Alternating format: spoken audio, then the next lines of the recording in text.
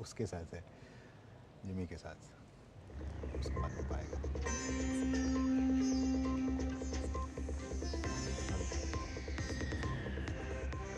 नमस्कार। Rio de Janeiro से उठी आवाज अब केवल आर्थिक साझेदारी तक सीमित नहीं है। इस बार ब्रिक्स मंच से आतंकवाद, वैश्विक सुधार और ग्लोबल साउथ की आकांक्षाओं को लेकर एक सामूहिक हुंकार सुनाई दी है। प्रधानमंत्री नरेंद्र मोदी का संबोधन न सिर्फ भारत की प्राथमिकताओं को स्पष्ट करता है, बल्कि बदलती वैश्विक व्यवस्था में ब्रिक्स की भूमिका को नई परिभाषा भी दे रहा है। नमस्कार, इस बेहद खास पेशकश में मैं हूं जया सिन्हा और मेरे साथ हैं अस्सी। बहुत बहुत शुक्रिया जया। और देखिए, 21वीं सदी के सॉफ्टवेयर को अगर आप 20वीं सदी के टाइपराइटर से चलाने की कोशिश करेंगे तो वो मुमकिन नहीं है, संभव नहीं है और ये जायज भी नहीं है। पीएम मोदी ने ब्रिक्स समिट में ये बातें बिल्कुल साफ कर दी हैं। पीएम मोदी का ब्रिक्स शिखर सम्मेलन से दुनिया को संदेश बहुत ही महत्वपूर्ण है और वो ये कि ब्रिक्स में वैश्विक भविष्य को आकार देने की क्षमता मौजूद है। एआई के युग में जहां हर हफ्ते तकनीक का विकास हो रहा है, किसी वैश्विक संस्था का 80 सालों में एक बार भी अपडेट न होना अब ये स्वीकार्य किसी को नहीं है।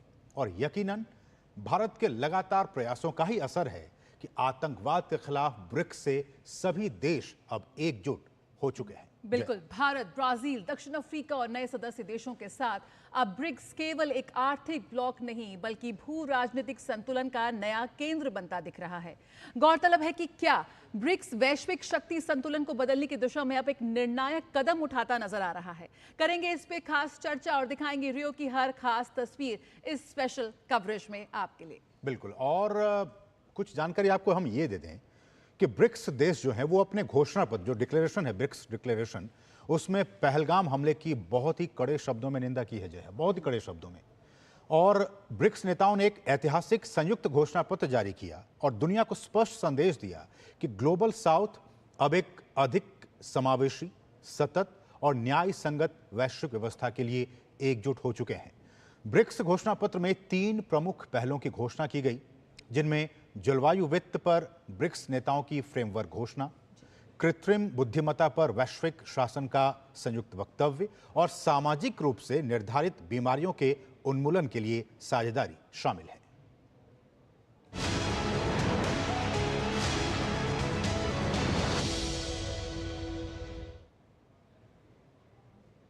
ब्राजील में शुरू हुए ब्रिक्स सम्मेलन के पहले दिन आतंकवाद का मुद्दा प्रमुखता से उठा। पीएम मोदी ने अपने संबोधन में आतंकवाद को मानवता के लिए बड़ा खतरा बताया। भारत के साथ ही बाकी देशों ने भी आतंकवाद और खासकर पहलगाम हमले की निंदा की, आतंकवाद के खिलाफ मिलकर लड़ने का संकल्प दोहराया। पीएम मोदी ने इस मंच से पाकिस्तान का नाम लिए बिना उस पर हमला बोलते हुए कहा, आतंक को शह और समर्थन देने वालों को सजा मिलनी चाहिए।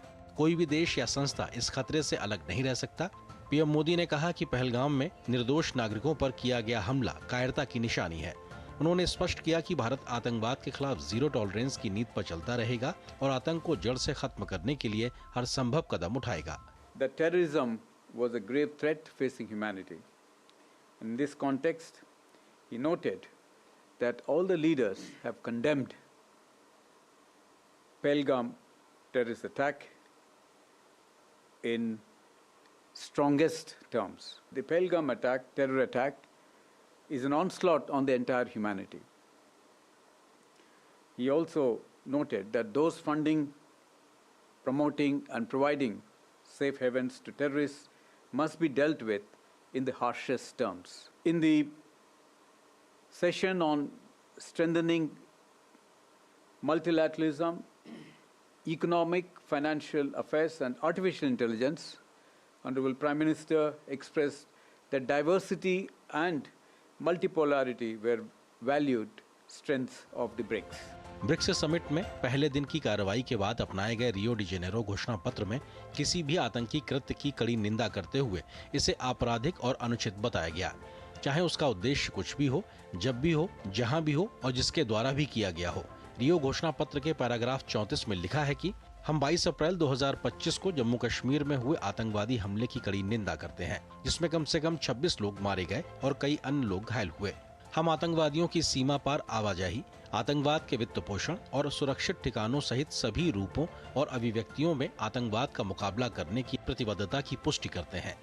ब्रिक्स नेताओं ने संयुक्त रूप से कहा कि हम दोहराते हैं कि आतंकवाद को किसी भी धर्म, राष्ट्रीयता, सभ्यता या जातीय समूह से नहीं जोड़ा जाना चाहिए और आतंकवादी गतिविधियों और उनके समर्थन में शामिल सभी लोगों को जवाबदेह ठहराया जाना चाहिए और जरूरी राष्ट्रीय एवं अंतर्राष्ट्रीय कानून के अनुसार न्याय के कटघरे में लाया जाना चाहिए। सदस्य देशों ने आतंकवाद के खिलाफ जीरो टॉलरेंस सुनिश्चित करने और आतंकवाद का मुकाबला करने में दोहरे मापदंडों को खारिज करने की मांग की। ब्रिक्स सम्मेलन के दौरान पीएम मोदी ने कहा कि आज जब दुनिया चारों ओर से दबाव महसूस कर रही है, विश्व अनेक प्रकार की चुनौतियों और अनिश्चितताओं से गुजर रहा है, ऐसे में ब्रिक्स का बढ़ता प्रभाव स्वाभाविक है। पीएम ने सुझाव दिया कि खुद की व्यवस्थाओं में सुधार करने से हमारे बहुपक्षवाद के आह्वान को और अधिक विश्वसनीयता मिलेगी। ग्लोबल साउथ के देशों की ब्रिक्स के प्रति कुछ विशेष अपेक्षाएं और आकांक्षाएं हैं। उन्हें पूरा करने में हम मिलकर काम कर सकते हैं। प्रधानमंत्री मोदी ने भारत में शुरू की गई पहल वन नेशन वन सब्सक्रिप्शन का जिक्र किया और सुझाव दिया कि एक BRICS science and research repository बनाया जाना चाहिए जिसका लाभ ग्लोबल साउथ के देशों को भी पहुंचाया जा सके।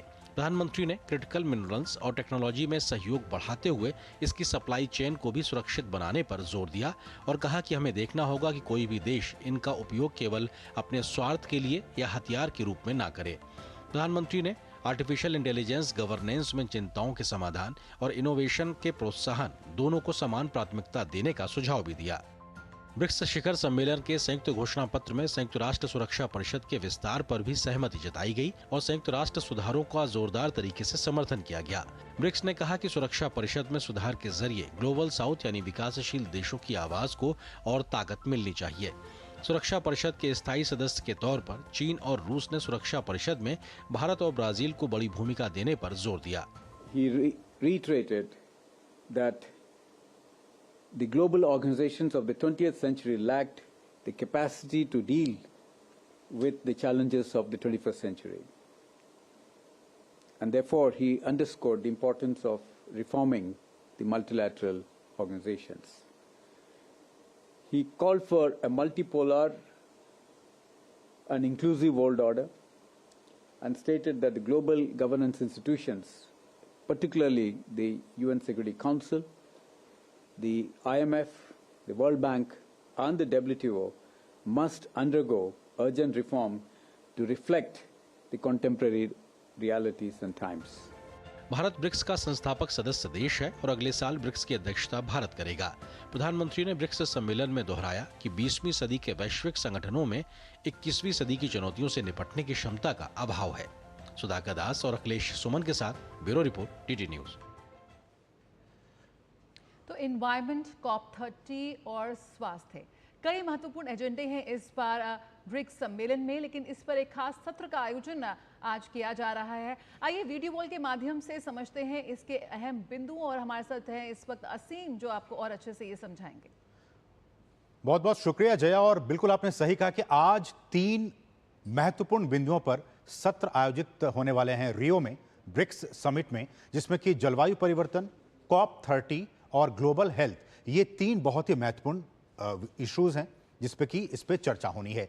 हम वीडियो वॉल के जरिए आपको समझाने की कोशिश करेंगे कि इन तीनों ही विषयों पर भारत का क्या कुछ रुख रहा है, ब्रिक्स का क्या कुछ रुख रहा है, और आने वाले वर्षों में ब्रिक्स के जो तमाम देश हैं भारत सहित, वो आगे क्या कुछ चाहता है, एक एक करके आपको जानकारी। जो पहला सब्जेक्ट, जो पहला इशू है, वो है जलवायु परिवर्तन एजेंडा। ये बहुत ही महत्वपूर्ण समसामयिक कंटेम्पररी इश्यूज है, इस पर हर देश एक साथ है, एक पेज पर है।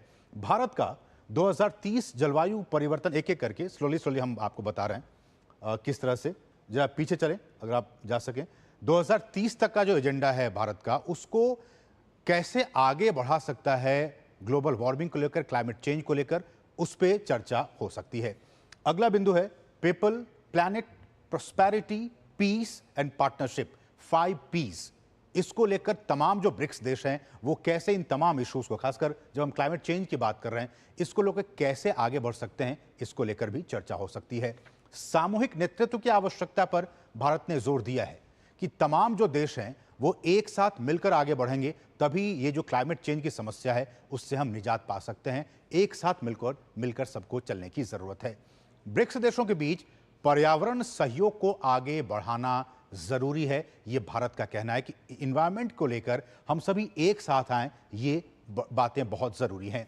अगली बात कि सतत विकास और सभी के लिए न्यायोचित परिवर्तन की दिशा में बढ़ना भी जरूरी है। ये साफ तौर पर भारत का कहना है कि न्यायोचित तरीके से आप इस इश्यूज को लेकर, जलवायु परिवर्तन को लेकर आगे बढ़िए, ये समय की मांग है। क्लाइमेट एक्शन, जलवायु कार्रवाई के लिए एक समग्र दृष्टिकोण हो, एक साथ एक समग्र दृष्टिकोण से हम क्लाइमेट एक्शन को लेकर आगे बढ़ें, यह भी समय की मांग है। भारत ने कहा कि mitigate and adapt to climate change, हमें मिटिगेट पर भी ध्यान देना है और क्लाइमेट चेंज के प्रति हम उसे कैसे अडेप्ट करें उसको लेकर भी ध्यान देने की जरूरत है। इक्विटेबल कार्बन बजट उपयोग की तत्काल आवश्यकता पर ब्रिक्स देशों ने जोर दिया है।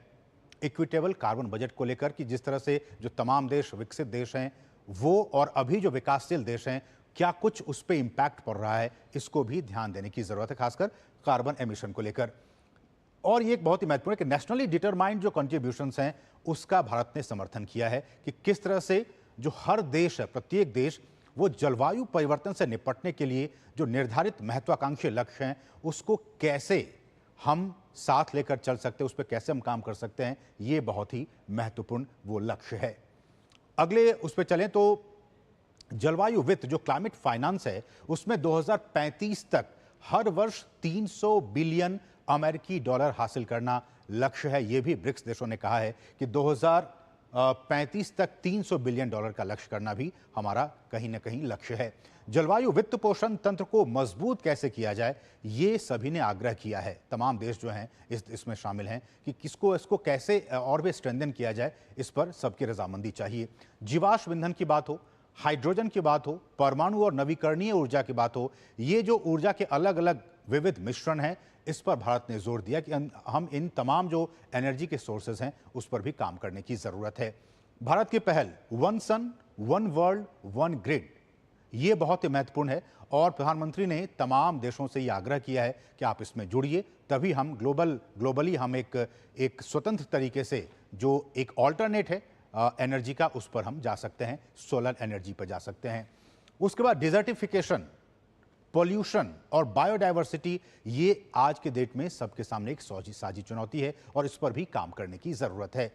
पीएम की तरफ से, मोदी की तरफ से इंटरनेशनल सोलर अलायंस, बहुत ही महत्वपूर्ण ये गठबंधन, और ग्लोबल बायोफिल अलायंस में सभी देश शामिल हों, ये भी साफ तौर पर पीएम मोदी का ब्रिक्स मंच के जरिए ये कहना है। ये तो हुआ पहला सेशन जिस पर कि ये सारी बातें होंगी और भारत की तरफ से ये कुछ रुख रहा है जो कि हमने आपके सामने स्पष्ट किया। दूसरा COP30, हम जानते हैं कि COP30 की भी मीटिंग और इसमें क्या कुछ बातें हो सकती हैं। तो United Nations framework convention on climate change, ये इसका फुल फॉर्म UFCCC का है, और जलवायु संकट और ग्लोबल वार्मिंग को 1.5 डिग्री सेल्सियस तक सीमित करना, ये इसके जरिए लक्ष्य है COP30 के जरिए, जो कि प्री इंडस्ट्रियल एरिया में का जो समय था उस वक्त 1.5 डिग्री टेम्परेचर हमें उस वक्त लाना है। उसके बाद ग्रीन हाउस गैसेस के उत्सर्जन में कमी लाने की जरूरत है, जलवायु परिवर्तन के प्रति अनुकूलन बढ़ाने की जरूरत है। ये सारी चीजें समय की मांग है और ये सारी चीजें COP30 में आज इस सत्र में इस पे विस्तार से बातें भी की जाएंगी। विकासशील देशों के लिए क्लाइमेट फाइनेंस, पेरिस समझौते का कार्यान्वयन, ये भी बहुत जरूरी है, और साथ ही साथ अमेज़न के जो वर्षा वन है उनका संरक्षण और क्लाइमेट जस्टिस, ये तमाम बिंदुओं पर आज जो सत्र होंगे इन तमाम सत्रों में इन बातों पर चर्चा होगी। और तीसरा जो सबसे महत्वपूर्ण विषय है वो है ग्लोबल हेल्थ का। ब्रिक्स देशों के विविध सामाजिक और आर्थिक पृष्ठभूमि, हम जानते हैं कि चाहे ब्राजील की बात कर लें, इंडिया की बात कर लें, दक्षिण अफ्रीका की बात कर लें, जो तमाम देश हैं उनकी अलग अलग स्थितियां हैं, चाहे वो सामाजिक पृष्ठभूमि की बात कर लें या फिर आर्थिक पृष्ठभूमि की बात कर लें। ऐसे में बीमारियों की रोकथाम, स्वास्थ्य सेवाओं तक पहुंच और स्वस्थ जीवन शैली को कैसे बढ़ावा दिया जाए, ये भी ब्रिक्स के जरिए काफी महत्वपूर्ण बातें हो जाती हैं। उसके बाद दुनिया भर में कमजोर आबादी और समुदायों के लिए कैसे हम एक बेहतर स्वास्थ्य की परिकल्पना कर सकते हैं, ये भी बहुत जरूरी है और इस पर भी बातें होंगी। एक बहुत ही महत्वपूर्ण पहल की शुरुआत की है WHO ने, वर्ल्ड हेल्थ ऑर्गेनाइजेशन ने 3x35। ये एक पहल है और इस पहल का मकसद ये है कि अगले 10 वर्षों में जो हेल्थ टैक्स है उसको बढ़ाया जाए, और किन वस्तुओं पर बढ़ाया जाए ये हम आपको बता रहे हैं। 2035 तक तंबाकू, टोबैको, अल्कोहल और सुगरी ड्रिंक्स की कीमतों में कम से कम 50% की वृद्धि की जाए। ये बातें WHO की तरफ से निकलकर सामने आई हैं। और जो तमाम देश हैं उनमें कम्युनिकेबल और नॉन कम्युनिकेबल बीमारियों का जो प्रबंधन है उस पर भी ध्यान देने की जरूरत है। उसके अलावा पीएम ने यह भी कहा अपनी स्पीच में कि चाहे वो अनुसंधान की बात हो, विकास की बात हो, कैपेसिटी डेवलपमेंट की बात हो और इनोवेशन की बात हो, इनमें भी तमाम जो ब्रिक्स के देश हैं वो अगर आपस में सहयोग करते हैं तो कहीं ना कहीं वर्ल्ड, पूरी दुनिया के लिए एक हम मिसाल कायम कर सकते हैं। उसके अलावा ब्रिक्स देश नई दवाओं, टीकों और चिकित्सा प्रौद्योगिकियों के विकास में भी तेजी लाएं, यह भी भारत का कहना है ब्रिक्स के मंच पर। भारत, हम जानते हैं कि फार्मा के सेक्टर में एक बहुत ही अग्रणी भूमिका निभा रहा है और वर्ल्ड फार्मेसी के तौर पर भारत को देखा जाता है, विश्व की फार्मेसी के तौर पर भारत स्थापित है और इसलिए टेलीमेडिसिन की बात हो, चिकित्सा शिक्षा प्रणाली की बात हो, इन तमाम क्षेत्रों में भारत की जो एक्सपर्टीज है वो दूसरे देशों को भारत दे सकता है। साथ ही साथ ज्ञान साझा करना ब्रिक्स स्वास्थ्य सेवा सहयोग का भी एक आधार है। तो ये कुछ अहम जो सत्र हैं उन पे इन तमाम बातों पर बातचीत होगी और हम भी अब से कुछ ही देर के बाद इन तमाम विषयों पर चर्चा करेंगे। पीएम ने भी इस बात का जिक्र किया और सत्र में भी इन तमाम बातों पर चर्चा होगी। इस पर हम चर्चा करेंगे, लेकिन उससे पहले एक छोटे से ब्रेक के लिए आप देखते रहिए डीडी न्यूज।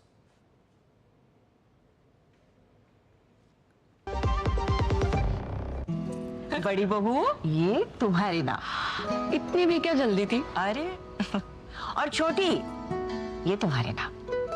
और ये मेरी गुड़िया के नाम। पर दादी, हाँ आपके नाम? सब कुछ मैंने बैंक, लॉकर, फिक्स डिपॉजिट सब में इन्हें ही तो नॉमिनी बनाया है। कल जब मैं ना रहूं तब पैसे मिलने में इन्हें आसानी हो। शुभ शुभ बोलो। क्या? आरबीआई कहता है जानकार बनिए, सतर्क रहिए। वाह यार, क्या सही हुआ। मेरा भी मन करता है कुछ करने का। मन करता है तो करो। घर की चीजों से टाइम ही नहीं मिलता और हूँ सिर्फ 10वीं पास। आप LIC की बीमा सखी योजना के साथ जुड़ सकती हो। मैं LIC एजेंट बन सकती हूँ? पूरी ट्रेनिंग भी मिलेगी, मंथली स्टाइपेंड भी मिलेगा। स्टाइपेंड भी? ऊपर से कमीशन अलग। LIC बीमा सखी योजना से जुड़ने के लिए अपनी नजदीकी LIC शाखा से संपर्क करें। LIC बीमा सखी योजना, अपनी शुरुआत अपने हिसाब से। तो आप देख रहे हैं हमारी स्पेशल कवरेज और हम आपको बता दें कि ब्रिक्स में आज एक खास सत्र एनवायरनमेंट COP30 और ग्लोबल हेल्थ का आयोजन किया जा रहा है। ब्रिक्स शिखर सम्मेलन भावी पीढ़ियों के लिए एक उत्तरदायित्व को दर्शाता है और जब जलवायु संकट धरती के हर कोने को प्रभावित कर रहा है और वैश्विक स्वास्थ्य प्रणाली महामारी के बाद खुद को समेट रही है, तब ब्रिक्स जैसे मंच उसकी जिम्मेदारी जो है वो बिल्कुल काफ़ी बढ़ जाती है। जो है, पानी पी लीजिए, पानी पीजिए। इन तमाम विषयों पर हम विशेष चर्चा करेंगे और इस चर्चा में हमारे साथ कुछ खास मेहमान भी जुड़ चुके हैं। साथ ही साथ हमारे साथ रियो डी जेनेरो से हमारे सहयोगी जो हैं वो भी अखिलेश सुमन भी इस वक्त जुड़ चुके हैं। हम पहले जो हमारे साथ गेस्ट जुड़ चुके हैं उनका इंट्रोडक्शन करा दें आपके साथ। हमारे साथ एम्बेसडर C राजशेखर जी जुड़ चुके हैं जो कि पूर्व राजनयिक हैं। सर, आपका बहुत बहुत स्वागत इस खास कार्यक्रम में। हमारे साथ डॉक्टर हरिंदर सेखौं जी हैं जो कि कंसल्टेंट हैं विवेकानंद इंटरनेशनल फाउंडेशन की। मैम, आपका भी बहुत बहुत स्वागत। और हमारे साथ हमारे सहयोगी अखिलेश सुमन भी इस वक्त रियो में मौजूद। अखिलेश जी, आपका भी बहुत बहुत स्वागत। अखिलेश जी, मैं आप ही के पास सबसे पहले आना चाहूँगा और जैसा कि हमने कहा कि बहुत ही महत्वपूर्ण बातें प्रधानमंत्री ने कही ब्रिक्स के मंच पर, उन बातों का जिक्र ब्रिक्स घोषणा पत्र में भी हमने देखा, ट्रांसलेट होता हुआ दिखाई दिया। और अब जबकि आज 3 महत्वपूर्ण सत्र, चाहे वो क्लाइमेट चेंज की बात हो, COP30 की बात हो या फिर ग्लोबल हेल्थ की बात हो, इस पर चर्चा होनी है। भारत का रुख इन तमाम विषयों पर हमने बताया ग्राफिक्स के जरिए, लेकिन आप चूंकि वहां पे मौजूद हैं, किस तरह की बातें, किस तरह की ओपिनियंस नेताओं की इन तमाम विषयों पर? देखिए, निश्चित तौर पे भारत ने जो बहुत ही पुराना पोजीशन लिया हुआ है क्लाइमेट चेंज के मसले पे, और सिर्फ भारत ही नहीं बल्कि ग्लोबल साउथ के सभी देशों ने इस बात को माना है कि कॉमन बट डिफरेंशिएटेड रिस्पॉन्सिबिलिटी की जो थ्योरी है कि समस्या तो सबकी है लेकिन उसमें रिस्पॉन्सिबिलिटी सबको अलग अलग तरीके से वहन करना पड़ेगा और ख़ास करके जो विकसित देश है उनको क्लाइमेट फिनेंसिंग पे काम करना पड़ेगा। देखिए, ब्रिक्स की जो बैठक है, समिट है, 17वीं समिट है और इस 17वीं समिट में आज का जो ब्रिक्स है वो अभी के ब्रिक्स से सबसे बड़ा है। मतलब 11 परमानेंट मेंबर है, उसके अलावा 9 पार्टनर कंट्री है। तो आगे आने वाले दिनों में ब्रिक्स के सदस्य देशों की संख्या लगातार बढ़ती जा रही है और इस मायने में यह G7 से और इवन G20 से एक दूसरे तरीके का ऑर्गेनाइजेशन हो जाएगा जो खास तौर पे बिल्कुल ग्लोबल साउथ है, जो विकासशील देश है, उनकी आवाज़ बनकर ये ब्रिक्स लगता है कि उभरेगा। और ऐसे में देखिए तकरीबन 45% जनसंख्या का प्रतिनिधित्व करेगा और ये सारे वो देश हैं जिनकी ज़रूरतें जो है, विकास ज़रूरतें भी काफ़ी गहरी हैं।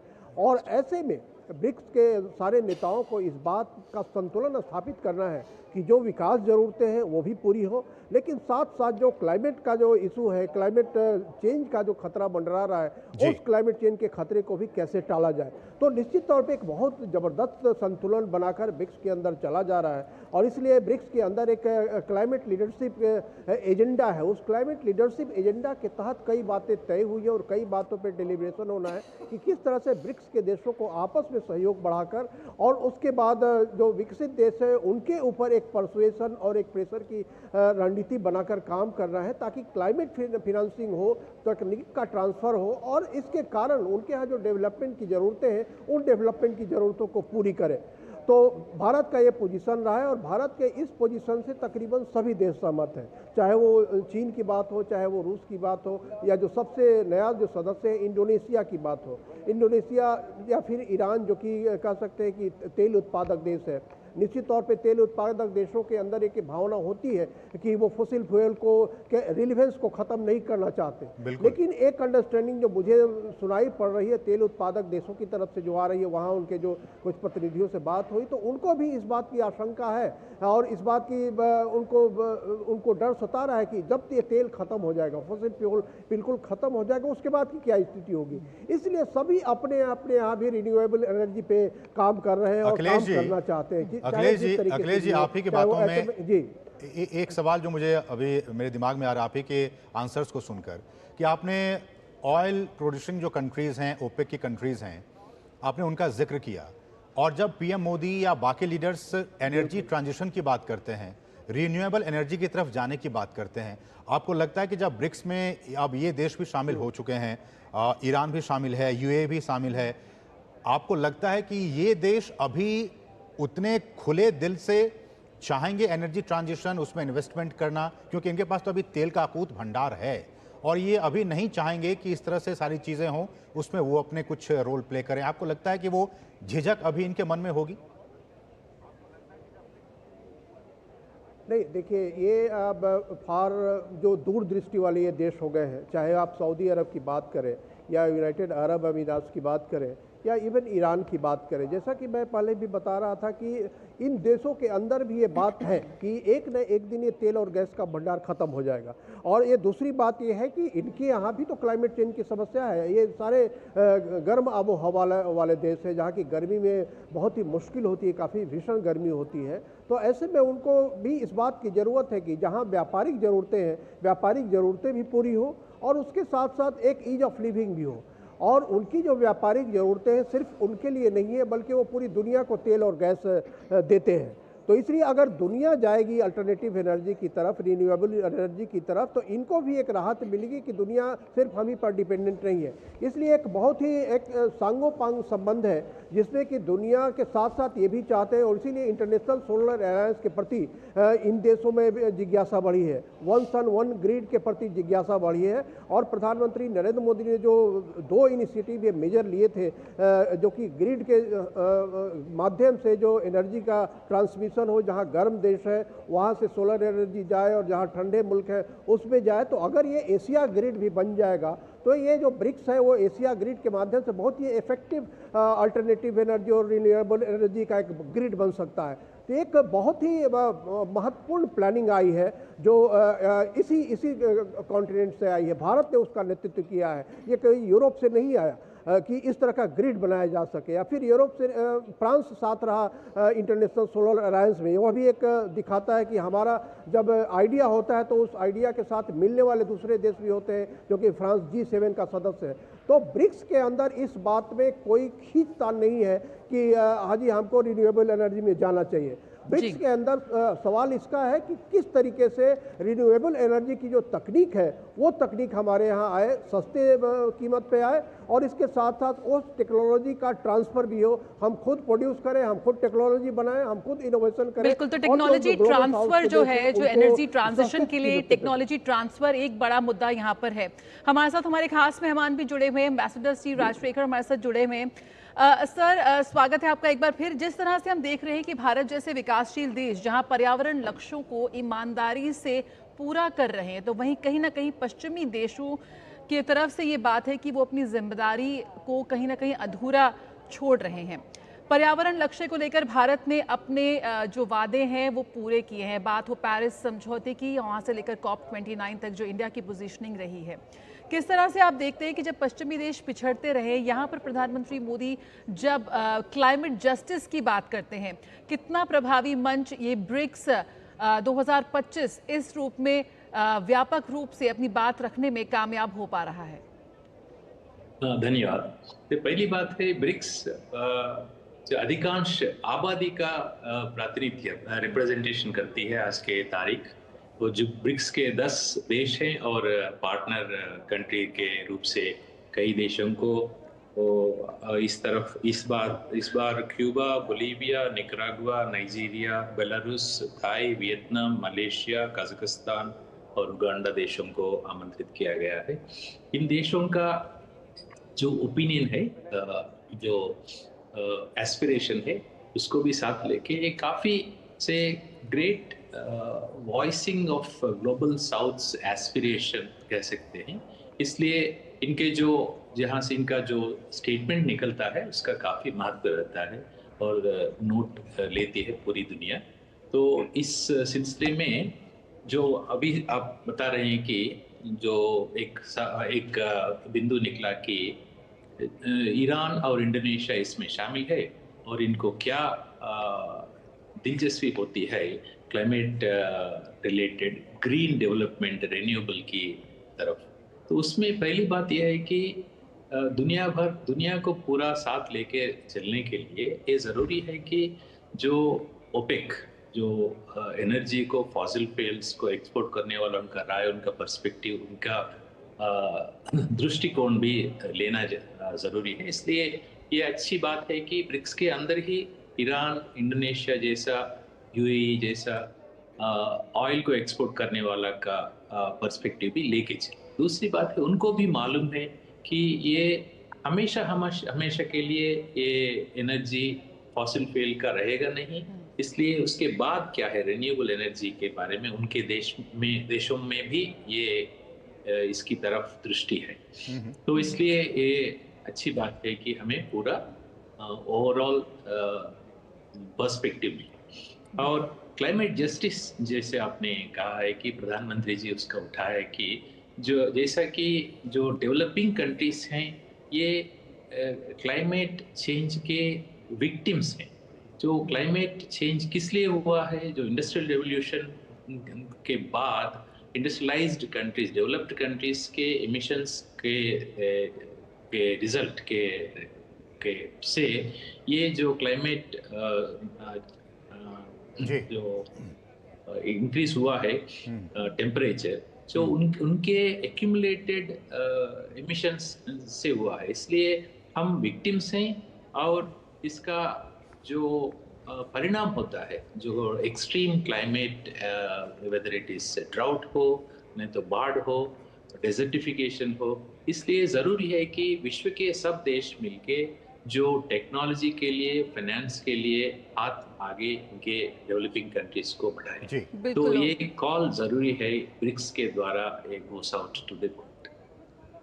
ठीक है, अखिलेश जी मैं आपके पास आना चाहूँगा, फिर आप जा सकते हैं, आपको इम्पोर्टेंट सेशन भी कवर करना है।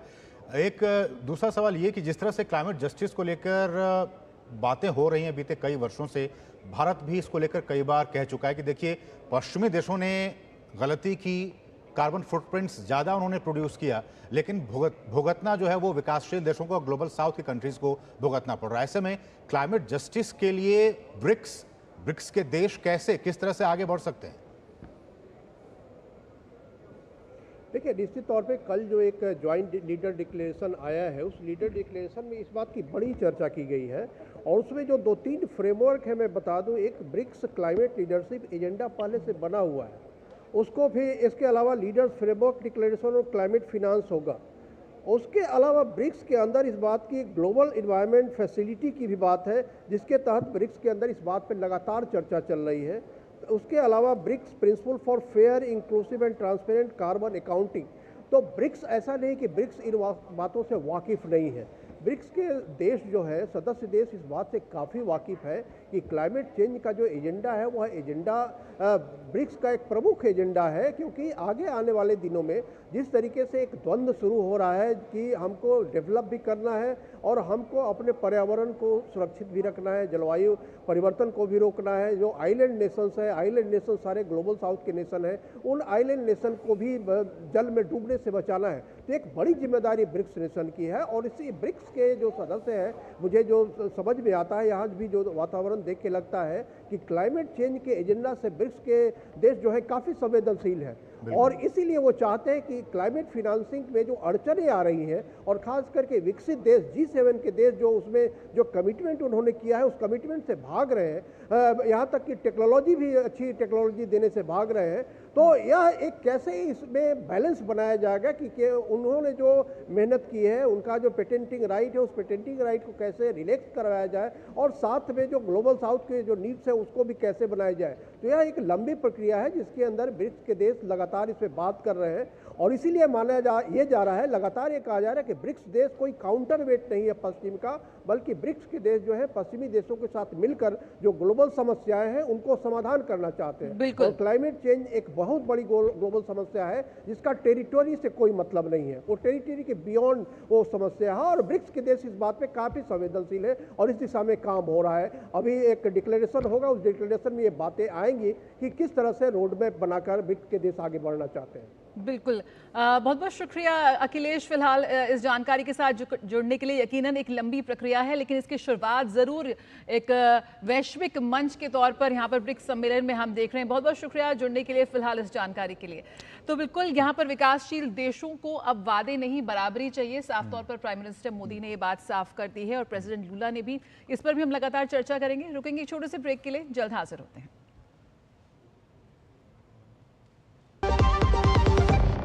सुनो, एक अच्छी इंश्योरेंस पॉलिसी एआई से पूछते हैं।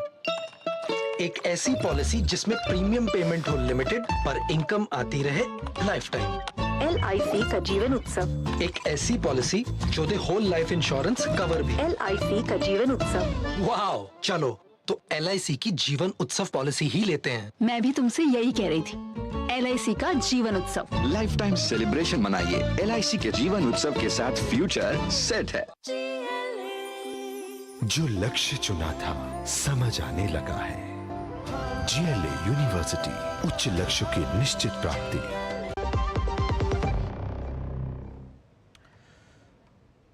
ब्रेक के बाद बिल्कुल जी जय बिल्कुल ब्रेक के बाद स्वागत है और हमारे खास मेहमान जुड़े हुए हैं हमारे साथ इस वक्त खास चर्चा में और हमारे साथ हरिंदर सेको भी जुड़ी है हमारी खास मेहमान। लगातार हम चर्चा कर रहे हैं जो ब्रिक्स 2025 सम्मेलन का इस वक्त जो अहम एजेंडा है, अगर हम आज की बात करें तो जलवायु परिवर्तन, COP30 और स्वास्थ्य, ग्लोबल हेल्थ, ये एक अहम मुद्दे हैं जिन पर लगातार चर्चा हो रही है यहाँ पर जो तमाम मेंबर स्टेट्स यहाँ पर मौजूद हैं।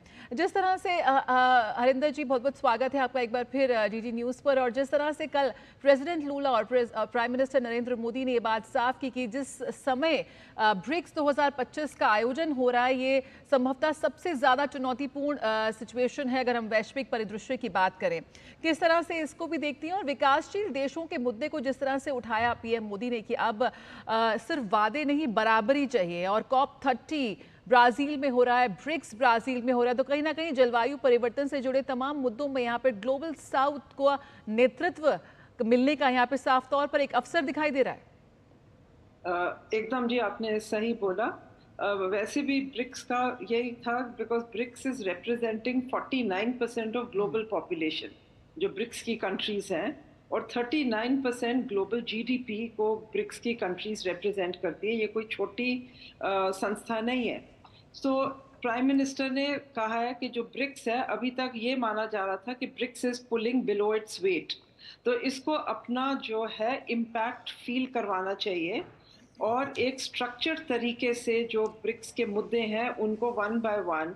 सो इस टाइम ये जो फोकस ये जो 3 मेन प्लैंक्स के ऊपर है ये ठीक फोकस है। और कल पहलगाम के ऊपर, टेररिज्म के ऊपर बहुत ही एक खास डिस्कशन हुई और जिसमें प्राइम मिनिस्टर ने बोला कि जो ग्लोबल टेररिज्म है वो हर चीज़ को साइड ट्रैक कर सकता है, डिसरप्ट कर सकता है ग्लोबल ऑर्डर को।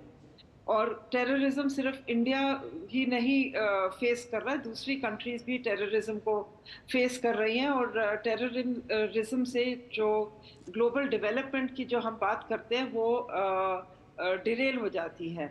So it has been brought out कि जो पाकिस्तान जो परपेट्रेटर है और इंडिया विक्टिम है, इन दोनों को अलग अलग मुद्दे से देखा जाना चाहिए। They should not be club together.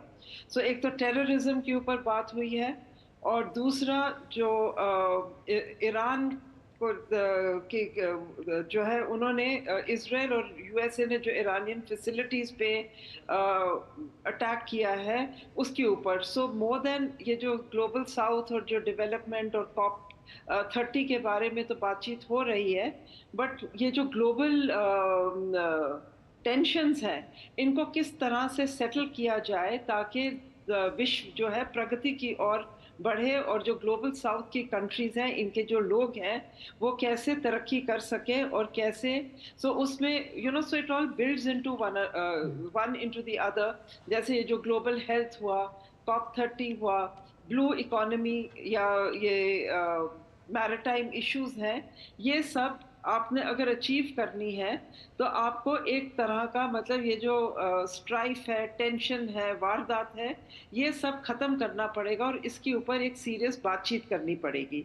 और प्राइम मिनिस्टर ने बहुत ही मतलब स्ट्रेट फॉरवर्ड और फोर्सफुली बोला है, क्योंकि ये जो ब्रिक्स का प्रेसिडेंसी है ये इंडिया के ऊपर डिवॉल्व कर रहा है और नेक्स्ट जो ब्रिक्स समिट है वो भारत में होगा। So that is another important aspect जो हमें ध्यान में रखना है।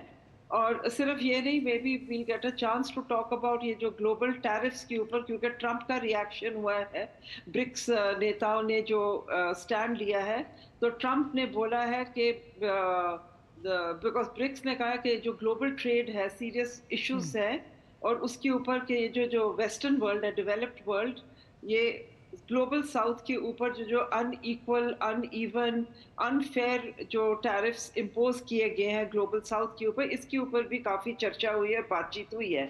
तो उन्होंने जो डिफेंस एक्सपेंडिचर है, क्योंकि जब लड़ाई होगी, झगड़ा होगा, तो जो डेवलपमेंट की फंडिंग है वो डाइवर्ट की जाती है डिफेंस स्पेंडिंग के ऊपर, जो कोई भी ये कंट्री अफोर्ड नहीं कर सकती है। सो उसके ऊपर भी बातचीत हुई है। And this has elicited a very strong response from Trump. So Trump ने ये बोला है कि ये जो ब्रिक्स की कंट्री है वो एंटी यूएस है और जो ब्रिक्स की कंट्रीज हैं जो भी स्टेप लेगी इनके ऊपर 10% एक्स्ट्रा टैरिफ्स लगाए जाएंगे। सो अभी ये जो है ये काफ़ी मतलब Trump is ready with his letters, but सुनने में आया है कि पढ़ने में आया है कि अभी 15 दिन का टाइम दिया जाएगा ये जो कंट्रीज जिनके ऊपर टैरिफ्स लगाए जाएंगे। So I think this is the opportunity for BRICS countries के आपस में अपनी संगठन दिखाएं, अपनी यूनिटी दिखाएं, क्योंकि ब्रिक्स में भी थोड़े से फिशर्स हैं, मतलब टेंशंस हैं ब्रिक्स के कंट्रीज में। जैसे कि चाइना कहता है कि वो ग्लोबल ऑर्डर को यूएसए को हटाकर चाइनीज़ करेंसी को ग्लोबल बनाया जाए, बट वो सबके लिए अच्छा है कि नहीं, तो इसमें भी there are concerns amongst countries like India और बाकी भी जो कंट्रीज़ हैं वो नहीं चाहती कि एक ही कंट्री का मोनोपोली बन जाए। अगर यूएसए को हटा के चाइना मोनोपोलाइज करे ग्लोबल सिस्टम्स को, वो भी किसी के लिए ठीक नहीं रहेगा। तो ये जो चैलेंजेस हैं, ये जो इश्यूज हैं, इनके ऊपर किस तरह से ब्रिक्स अपना एक वे फॉरवर्ड निकालता है, that is going to be important and this should build into what India is going to do during its presidency of the BRICS. बिल्कुल, यहाँ पे लेकिन बहुपक्षीय जो संस्थान है उनका लोकतंत्रीकरण तो यहाँ पे करना होगा, जिसको लगातार यहाँ पर बात उठ रही है। हमारे साथ एम्बेसडर शेखर भी यहाँ पर राजशेखर भी हमारे साथ जुड़े हुए हैं। सर, जिस तरह से कल का जब डिक्लेरेशन आया, जिस तरह से बात हुई है, तो यहाँ पर कई सुझाव भी प्रधानमंत्री की ओर से दिए गए कि किस तरह से अब पीएम ने कहा कि जो पहल है वन नेशन वन सब्सक्रिप्शन, उसका जिक्र किया। साथ ही उन्होंने सुझाव दिया कि एक BRICS science and research repository भी बनाना चाहिए, जिसका लाभ यहाँ पर ग्लोबल साउथ के देशों को भी पहुँचाया जाएगा। किस तरह से आप देखते हैं यहाँ पर जो तमाम इस वक्त जो विस्तारित ब्रिक्स की हम बात कर रहे हैं, तमाम देश इसमें जुड़े हुए हैं जिनका अपना अलग अलग पॉलिटिकल सिस्टम है, अपनी अलग प्राथमिकताएं हैं, लेकिन कैसे वो जुड़कर एक साथ यहाँ पर एक एकीकृत ब्लॉक के रूप में यहाँ पर घोषणा पत्र भी दे रहे हैं और विभिन्न वैश्विक मुद्दों पर साफ तौर पर बातचीत करते भी नजर आ रहे हैं। अच्छी बात है ये, जैसा आपने बताया कि जब 50% लगभग दुनिया के पॉपुलेशन का रिप्रेजेंटेशन ब्रिक्स में होता है, तो इसकी जो स्टेटमेंट है, उसको आवाज है, उसको ताकत है। तो अगले साल जब ब्रिक्स का चेयरमैनशिप हिंदुस्तान को मिलता है, इनको और आगे बढ़ाएंगे। तो ये इन सब मुद्दों में कंसेंसस डेवलप करना पड़ता है, और जो इस समिट में भी वो देखने के लिए मिला है। और हमारे हिंदुस्तान के पर्सपेक्टिव से टेररिज्म का जो पहलगाम का के कंडेमनेशन का जो स्टेटमेंट निकला है, बहुत अच्छी बात है। आतंकवाद के को अनकंडीशनल कंडेमनेशन हुआ है। किसी भी तरह, किसी हाल का कोई भी हुएवर इज सपोर्टिंग वेरेवर, कहीं भी उसका कंडेमनेशन सख्त शब्दों में किया है। और ये कॉल चला गया कि जो इसको फंडिंग, प्रमोशन और सेफ हेवन्स दे रहे हैं, उनका they should be held accountable and zero tolerance. तो ऐसा नहीं है कि ये आतंकवाद केवल भारत के खिलाफ है, तो पूरी विश्व के खिलाफ है, ह्यूमैनिटी के खिलाफ है। और इसमें डबल स्टैंडर्ड्स को रिजेक्ट करना है, क्योंकि ये हमें, जब ये सहूलियत की बात नहीं है, सिद्धांत और मूल्य की बात है, जो टेररिज्म को कंडेम करना। तो और दूसरी बात है, कहीं कहीं ये भी निकलता है कि ये स्टेट स्पॉन्सर्ड नहीं है, नॉन स्टेट एक्टर्स है। उसके बारे में भी बहुत अच्छा स्टेटमेंट में जो हमारे हिंदुस्तान की जो पर्सपेक्टिव है, प्रधानमंत्री जी को जो उनका स्टेटमेंट से ये फाइनल स्टेटमेंट में ये मिला कि प्राइमरी रिस्पॉन्सिबिलिटी फॉर आतंकवाद जो उसका देश का ही होना चाहिए। ये बहुत ही अच्छी बात है। और अगले साल जब हिंदुस्तान चेयर करेगा, तो इनको और भी आगे हम आर्टिकुलेट करके ग्लोबल साउथ के आवाज को और ज्यादा महत्व देने के लिए कोशिश करेंगे। डॉक्टर सेखों, चूंकि टेररिज्म को लेकर, आतंकवाद को लेकर बीते कई वर्षों से भारत मुखरता से काफ़ी वोकल रहा, इस मुद्दे को लेकर तमाम मंचों पे इस बात का जिक्र करता रहा है, लेकिन अभी भी हमने देखा, चाहे वो पहलगाम का मामला हो या इससे पहले भी बहुत सारे ये ऐसे इंसिडेंट्स हो चुके, एक्सीडेंट्स हो चुके हैं जिस पर कि विश्व का रुख कुछ अलग रहा है। ऐसे में पीएम मोदी ने ये कई बार कहा है कि जब तक आप एक सेम पेज पे नहीं आएंगे टेररिज्म के डेफिनीशन को लेकर, तब तक आपके लिए जो हमारे लिए टेररिज्म है, जो आतंकवाद है, वो आपके लिए कुछ और हो सकता है। ऐसे में उसके खिलाफ पूरी ताकत के साथ हम लड़ाई नहीं लड़ सकते हैं। आपको लगता है कि वो एक समय आ गया है, पीएम मोदी ने भी इसका जिक्र किया, कि सबको एक सुर में इसके खिलाफ बोलना होगा, इसके दंश को समझना होगा। यूएस भी समझ रहा है 9/11 के बाद से, भारत भी समझ रहा है, बाकी देश भी समझ रहे हैं, लेकिन फिर भी अभी भी जो वॉइसेस हैं वो डाइवर्स हैं। आपको लगता है कि कन्वर्जेंस की ज़रूरत है, अब वो समय आ गया है? कन्वर्जेंस की ज़रूरत तो काफ़ी देर से थी। जब 9/11 हुआ था, उसके बाद जो यूएस ने ग्लोबल वॉर ऑन टेरर किया और अफगानिस्तान में किया, बट अनफॉर्चुनेटली आई थिंक इसमें कई अलग अलग वॉइसेस इसलिए भी आ जाती है क्योंकि जो वेस्टेड लॉबीज़ हैं, जैसे कि आर्म्स लॉबीज़, पॉलिटिकल कंसिडरेशंस, और अब ये सब इनटू प्ले आ जाती है, जिसकी वजह से जो टेररिज्म का खास करके जो यूरोपियन कंट्रीज़ हैं, उन्होंने इंडिया का जो व्यू पॉइंट है उसके साथ इतने ज़्यादा वो सहमत नहीं हुए। और एक टाइम तक तो जो यूरोपियन पार्लियामेंट है वो सोचती थी कि जो इंडियन आर्म्ड फोर्सेस हैं वो मतलब इस बात को बढ़ा चढ़ा के, in fact we are the perpetrators.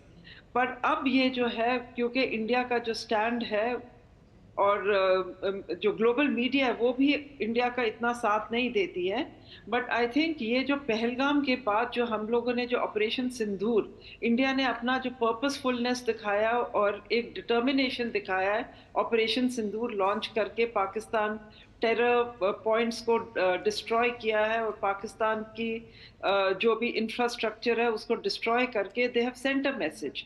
हमने एक संदेश भेज दिया विश्व को कि हम लोग ये अब सिटिंग डक्स नहीं बनेंगे और हम पाकिस्तान को कड़ा जवाब देंगे जब भी हमारे खिलाफ कोई हमला किया जाएगा। Because it is very easy, वो तो चुप करके आके और यहाँ पे सिविलियन पॉपुलेशन के ऊपर, हमारी इंफ्रास्ट्रक्चर के ऊपर हमला करते हैं। तो India has sent a very strong voice about this. Prime minister Modi का जो ग्लोबल स्टैचर है और जो वो फोर्सफुली बात करते हैं, उससे भी बहुत सी कंट्रीज, बिकॉज टेररिज्म जो है ये अफ्रीकन कंट्रीज भी फेस कर रही हैं और दूसरे डेवलपमेंट इश्यूज भी ये कंट्री फेस कर रही हैं। इंडोनेशिया में ये नहीं है कि इंडोनेशिया जैसे देश में टेररिज्म का प्रभाव नहीं है, बिकॉज ये जो ग्लोबल नेटवर्क्स हैं ये काफ़ी वेल एस्टैब्लिश्ड और वेल इंट्रेंच्ड नेटवर्क्स हैं। लेकिन डॉक्टर सेखों, आपको लगता है कि भारत इस पूरे नैरेटिव को काउंटर करने में कामयाब रहा कि भारत और पाकिस्तान को अब हाइफनेट करने की ज़रूरत है, खासकर टेररिज्म के इश्यूज़ को लेकर? जो नैरेटिव पाकिस्तान ने ग्लोबली इंडिया के खिलाफ लगाया, वो उसको काउंटर करने में भारत किस हद तक कामयाब रहा है? It's a mixed bag, because आप देखते हैं कि जो यूएसए जो खुद विक्टिम रहा है टेररिज्म का, और सिंदूर के बाद अब पाकिस्तान के जो फील्ड मार्शल हैं वो उधर वॉशिंगटन गए और अपना नैरेटिव उन्होंने वहाँ पे बताने की कोशिश की। बट जो इंडिया का भी जो डिप्लोमेसी है, पीआर है, वो कोई कम नहीं है। We are not wanting in any manner. और जो हमने जिस लेवल पे इंगेज किया है, चाहे यूनाइटेड स्टेट्स हो, चाहे यूके हो, चाहे G7 में जब प्राइम मिनिस्टर गए हैं वहाँ पे बातचीत की है, बट हम लोग उसका सामना, वी फेस ऑपोजिशन। तो यूएसए, कनाडा वगैरह जो कंट्रीज हैं, उन्होंने अब यूएसए ने एक्स्ट्राडाइट कर रहे हैं एक टेररिस्ट को इंडिया में, तो वो सहमत हैं कि India is a victim of terrorism और यूएस की सॉइल या कनेडियन सॉइल जो है ये टेरर का हब या बेस नहीं बनना चाहिए।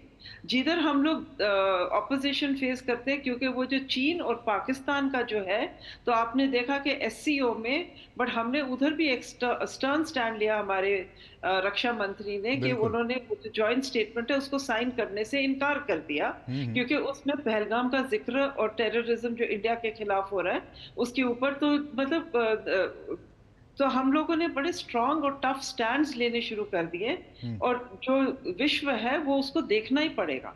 And I think we have been able to change the narrative, we have been able to create awareness कि ये जो जेन्युइन कंसर्न्स है टेररिज्म के, और ये सिर्फ इंडिया के लिए नहीं है, मतलब जो कुछ मिडिल ईस्ट में हो रहा है, वेस्ट एशिया में हो रहा है, मतलब ये सब चीजें जो है। ऐसे में इसलिए मेरा सवाल ये भी रहा मैम कि जब पीएम कह रहे हैं ब्रिक्स के मंच पर और बाकी मंचों पे भी कि जो मल्टीलैटरल फोरम्स हैं, खासकर यूएन की बात पीएम ने कही कि 80 साल हो गए, हर साल यहाँ पे एआई और बाकी चीज़ों में बदलाव हो रहे हैं, 80 साल से कोई बदलाव भी नहीं हुआ, रिफॉर्म की ज़रूरत है और यूएनएससी में भी अब भारत की भागीदारी होनी चाहिए, प्लेस होने चाहिए। उसके बाद हमें लगता है और मुझे लगता है और आपको भी लगता होगा कि टेररिज्म के मुद्दे पर एक कंसेंसस बन पाएगा यूएन में भी। एक्चुअली अब ये जो यूएन रिफॉर्म्स है, दैट्स अनदर ट्रिकी इशू।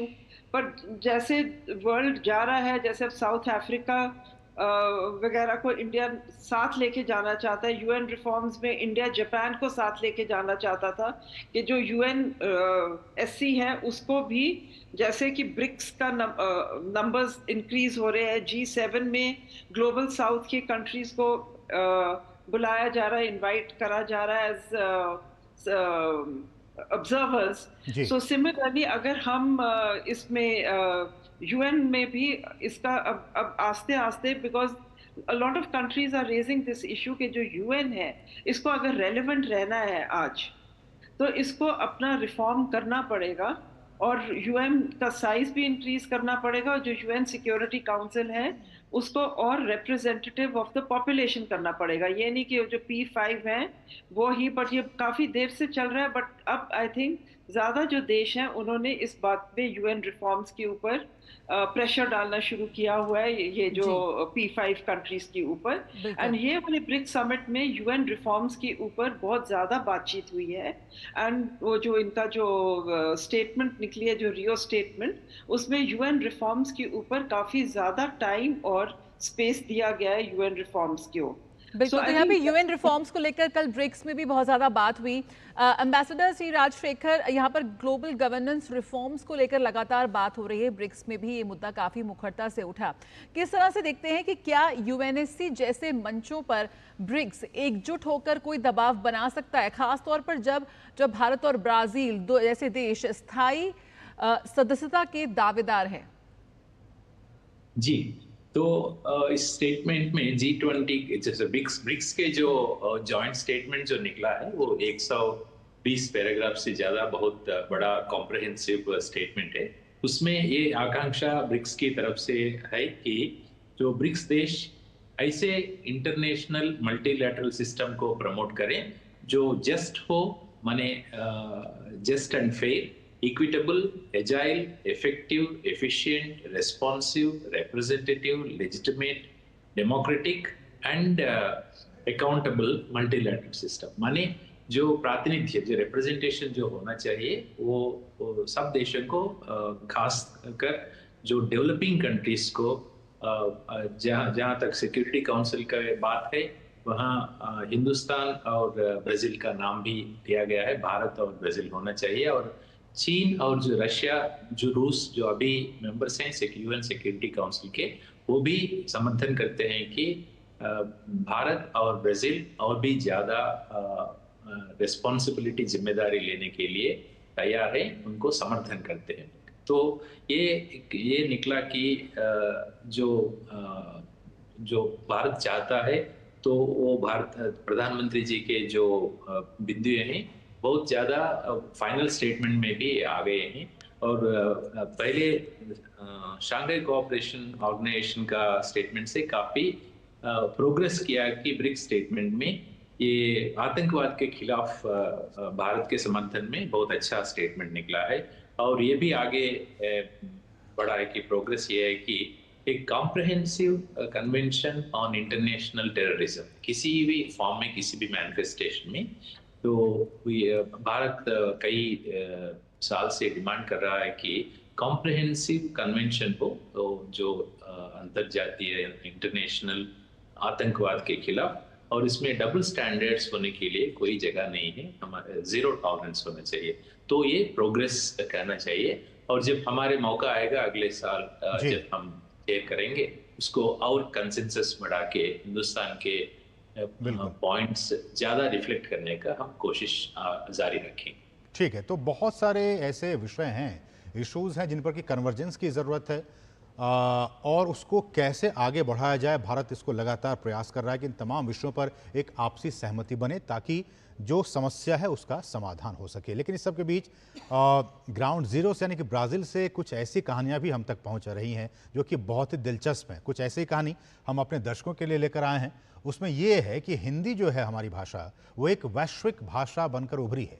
पूरी दुनिया में हिंदी भाषा के प्रति रुझान काफ़ी बढ़ रहा है, और यही वजह है कि ब्राज़ील के निवासी भी, जो वहाँ के मूल निवासी हैं, वो भी अब हिंदी भाषा सीख रहे हैं।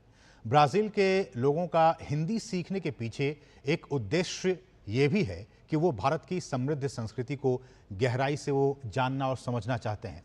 ब्राज़ील की राजधानी ब्राज़ीलिया से हमारे सहयोगी नीरज सिंह ने कुछ ऐसे लोगों से बातचीत की है। इस खास रिपोर्ट को आइए देखते हैं।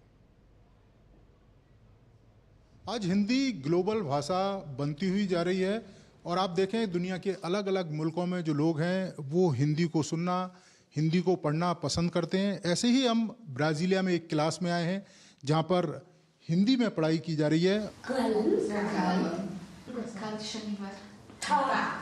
जो हिंदी है वो अब ब्राज़ील के लोगों के जहन में, ब्राज़ील के लोगों के मन में धीरे धीरे उतर रही है। आप देख सकते हैं कि किस तरीके से कितनी अच्छी हैंड राइटिंग में जो हिंदी है। इसके साथ साथ ही आप देखें कि हिंदी किस तरीके से प्राथमिक स्तर पर जो लोग हैं वो यहाँ पर सीख रहे हैं, ताकि भारतीय संस्कृति, भारतीय कल्चर है उसको पहचान सकें। तो आप समझ सकते हैं कि कितनी हिंदी धीरे धीरे यहाँ पर फेमस हो रही है। इसके साथ साथ ही हम आपको एक ऐसे शख्स से मिलवाने जा रहे हैं जो हिंदी में ना केवल लिखता है, ना केवल पढ़ती हैं, बल्कि एक खूबसूरत जो गाना है वो भी हिंदी में गा के आपको सुनाएंगी। तो हम आपको सीधे रूबरू करवाते हैं और हिंदी में एक खूबसूरत सा गाना आपको सुनवाते हैं। चोरी चोरी हम गोरी से प्यार करेंगे, चुपके चुपके दिल की बातें यार करेंगे, आने वाली कब आएगी कोई दे बता, तुम रहे हैं जाने कब से हम उसका पता, आजा जा जा जा जा जा जा। तो ये आपने देखा कितना खूबसूरत तरीके से हिंदी गाना सुनाया। और यही खूबसूरती है हिंदी की कि दुनिया के अलग अलग मुल्कों में जो लोग हैं वो हिंदी सीख रहे हैं और एक तरीके से हिंदी को काफ़ी समृद्ध कर रहे हैं। और ये लोग भी भारतीय भाषा, भारतीय संस्कृति, भारतीय कल्चर उसको जानना चाहते हैं। कैमरामैन लोकनाथ के साथ Neeraj Singh, DD news, Brasilia. तो बिल्कुल बात करें हिंदी भाषा की, भारतीय संगीत या भारतीय सिनेमा एक सॉफ्ट पावर के रूप में आज विश्व के हर देश तक पहुंचा हुआ है।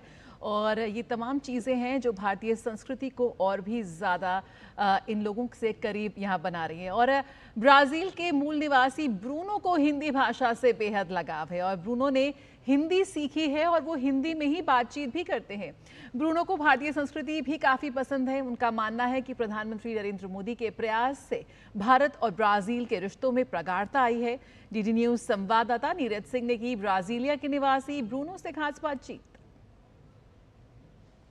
हमारे साथ ब्रूनो हैं जो ब्राज़ील के ही निवासी हैं, लेकिन हिंदी से इन्हें प्यार है और ये कहते हैं कि हिंदी अच्छी लगती है, भारतीय संस्कृति और भारत उनको अच्छा लगता है। खुद ब्रूनो से ही पूछते हैं।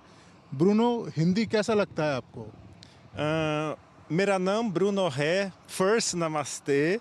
I started studying Hindi here in Brasilia at the Embassy of India with a great professor, Revar Garg, for almost 3 years.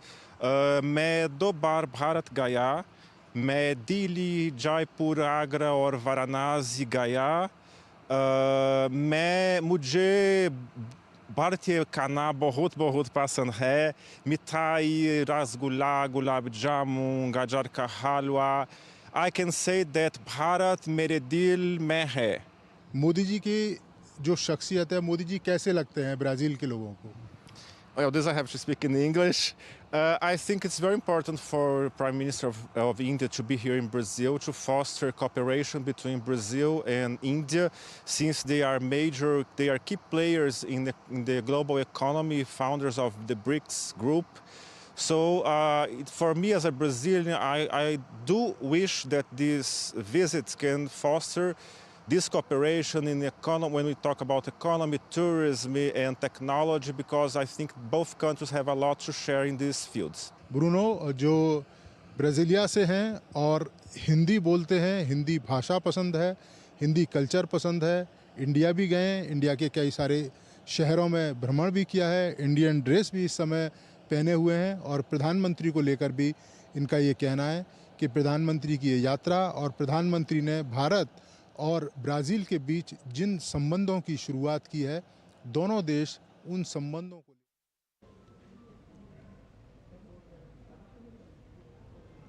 और भी ज़्यादा गहरे होंगे। कैमरामैन आनंद के साथ Neeraj Singh, DD news, Brasilia.